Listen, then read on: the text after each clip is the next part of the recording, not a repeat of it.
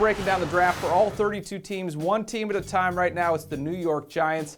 Eric, it seemed like they were able to kind of sit back and just wait for guys to come to them and get some pretty good players. But in terms of the needs they needed to fill going into the draft, how do you think they fared? That's the beautiful thing about the New York Giants, is that they had no crazy needs. I mean, they had the tight end positions a little bit thin, but it wasn't like we targeted one or two positions and said, okay, they've got to come out of the draft with one of these guys. So they were able to just sit back and pick talent. I think they did a fine job, even if it was a little more slanted to the offensive side of the ball. Yeah. What was your favorite pick and least favorite pick the Giants made? To me, it was Rueben Randle in round 2. They were actually debating Randle on the clock at number 32 and thought, you know what, let's go with David Wilson. That's maybe a tiny bit more of a need. We think he can contribute a little bit more in round 1, or in year 1, I should say. But Rueben Randle, they still need a number 3 receiver. You've got Hakeem Nicks, you've got Victor Cruz, but after that, a little bit of mystery. I think Randle can be that outside the numbers guy, supplies a few big plays here or there, and there's no threat to him to have to play right away. Yeah, that loss of Mario Manningham, Yep. not quite as much now with Rueben Randle in the mix.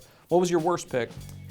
I really couldn't find one that just offended me up and down, but Adrian Robinson, the athletic kid from Cincinnati, that he put on a show at his pro day, it begs the question, why didn't they go to him more often? They threw the ball quite a bit there, didn't catch a ton of passes. Yes, it's a need position, but I think he's a little bit more of a project. I know Jerry Reese called him the Jason Pierre-Paul of tight ends in terms of his athletic ability. But that to me says he's got a little bit of a learning curve, so I had to nitpick and pick Robinson. Yeah, when you have to go that far down and try and find something wrong with it, it's a pretty good draft. Overall, how would you grade it? With David Wilson stepping in, Ahmad Bradshaw's foot injuries, he could be a big player right away. This kid Hosley in round 3, if he matures and fits into the system, could be a nice nickel player. 2 offensive linemen to groom later. I give it a B+, sort of on the border of an A-. Just really solid across the board. A lot of contributors down there.